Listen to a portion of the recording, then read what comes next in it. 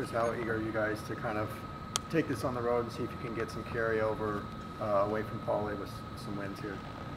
You know, we still getting prepared, and you know, I think we'll be ready for it. So. Is it harder to match that intensity you had those 2 games on the road when the crowd's not behind you? I mean, now you got to just you know X out the crowd. You know, really you got to find your own energy within yourself and with the team, and you know you just have to find it that way. Coach was talking about turning down the turnovers. I think you had 22 the last game. How do you guys do a better job of taking care of the ball? Just making smarter decisions, not speeding up so fast. You know, just keep playing hard and as fast as we want to play, but just making smarter decisions. You know, these are the first couple games that we've been doing this, so it's a lot of errors. This first couple games, but as more games come by, we'll be better and continue to grow. What's the biggest difference now than when Coach Alford was here? It's just a lot of running, just getting up and down. Whether they hit or miss, we try to get down and score and give it right back, back to them, and a lot of pressing and zone. But it's all good. Why do you think that style fits well with the personality you guys have? We have a lot of athletes, a lot of athletic players, that run and jump, and I think it's just you found something that's working well. Has Coach Bartow sort of de-emphasized taking threes because you don't want to give up that long rebound and not be able to set up your press? Actually, Bartow loves threes. He loves whatever good shot we can get. Rather that's a 3 or a dunk. But we just happen to get to the rim a lot more. So that's just been working out a little bit better. After the Stanford game, Coach Bartow said he was kind of letting you guys play a little bit more freely, not setting as many things up, just letting you guys kind of play. Do you think that's allowed you to have more fun out there and just play a little bit more loose? That kind of not setting things up in advance kind of thing.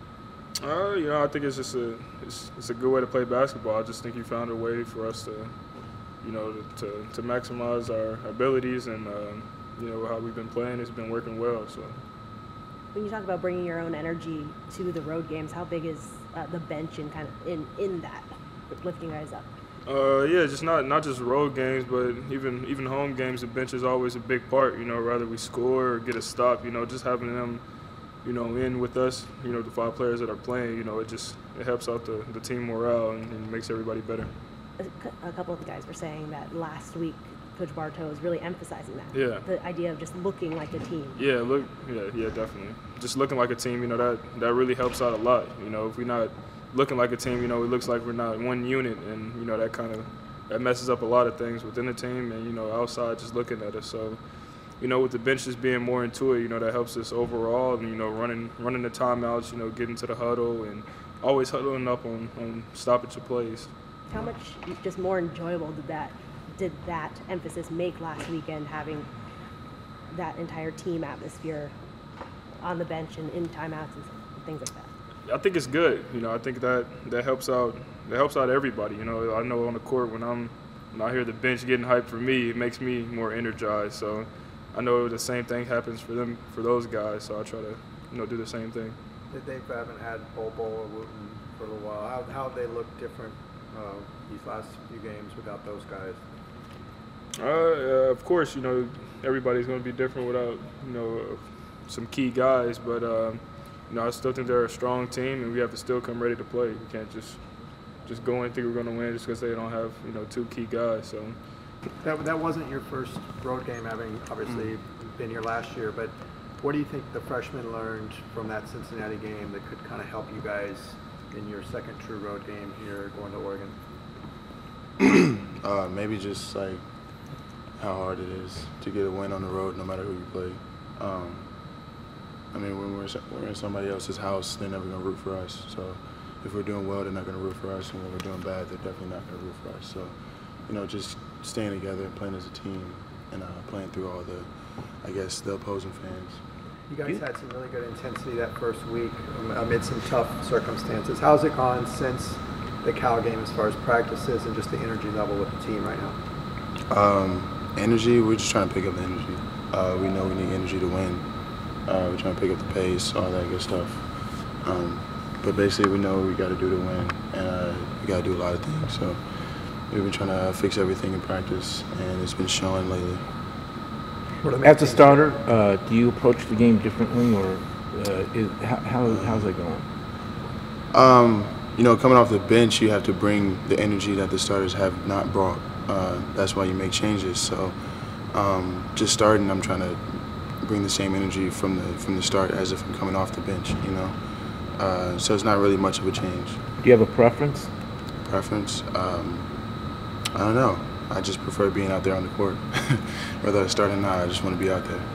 The turnovers are going to be a big factor, especially on the road. How do you guys kind of take good care of the ball these 2 games? That's something that you can always fix. I believe it's just we're a little careless sometimes, myself especially. I have a lot of bad turnovers every game. It's just probably like little lapses every now and then that we've got to fix, but we can do that definitely. How do you fix that? How do you clean that issue up? Just making sure we really just take care of the ball better. You know, we got to care more for the possession of the ball. Every possession matters, and that's how we have to treat the ball. Coach was saying he wants you guys to play even faster. What is the ceiling on how fast this team can play? It's not really much of a ceiling. I mean, we play fast the past 2 games, and we can play even faster. Do you feel? Oh, go ahead. No, it's not. Do you feel like sometimes playing faster helps you guys in an ironic way minimize the turnovers because you're kind of flowing and you're not thinking about this pass needs to go here, I need to do this perfectly. You're just kind of playing the game. I guess a little bit. We know nobody really can run with us. We're one of the fastest and tallest teams in all of college. So, I mean, the turnovers, they just happen. We got to cut them down, but in transition, it's really just get the ball ahead and get it to the guys open. So. You get those 2 Pac-12 wins under your belt. How do you feel like this team's confidence is compared to what it was maybe 2 weeks ago? Oh, it's definitely rising. Everyone's confidence is going to be higher when they're winning. So we're trying to keep this streak going, and it's a really good start going into conference, going 2-0. Since you've been around the block in the Pac-12, where does Oregon's crowd rank as far as most hostile environments? It's right up there with the best of them. What makes them so loud and so hard to play there? Every time I've played there, it's been sold out. So that's really loud, rowdy. And you've had some crazy games there, right? The Dylan Brooks one and the big comeback last year. Yep. I was there for all of that. How do you guys kind of carry over these first 2 games success you've had and take it on the road?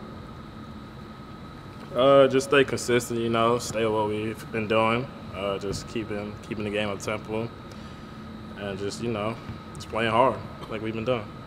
Is that harder to do on the road when the crowd's not behind you?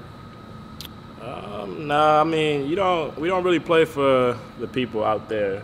I mean, we play with them. So I'm not one of those guys who really believe in like home court advantage or anything. When you watched the film of the Stanford game and you saw some of those dunks that you had that nearly went in, were you thinking like, oh, if this is just an inch more, I could have been on SportsCenter if I guess got this an inch more over the rim? Possibly. I have small hands, so I think if I had bigger hands, I'd have been good. How do you feel like this up-tempo pace of play plays into this team's skill set? I think it plays perfect into our skill set. We have a very long, athletic team. People like to get up and down, so it's perfect for us. How much more fun does it make it when you're running up and down the court, dunks all over, alley-oops all over? It makes it very fun, you know. That's what basketball's about, just having fun and entertaining. So I think it's very entertaining. It's entertaining brand of basketball, and I think it's very fun. Coach Bartow is emphasizing the importance of playing fast, but sometimes you would think playing fast might increase turnovers. For you guys, it seems like it minimizes it. Is that because you guys are playing smooth when you're playing fast? That's kind of the way you guys would like to play. How would I answer that?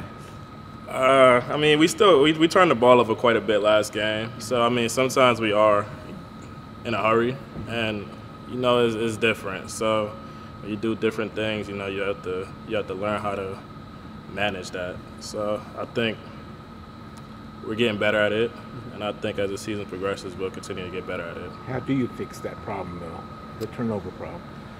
Just watch a lot of tape, see where your turnovers are coming from, and just go from there.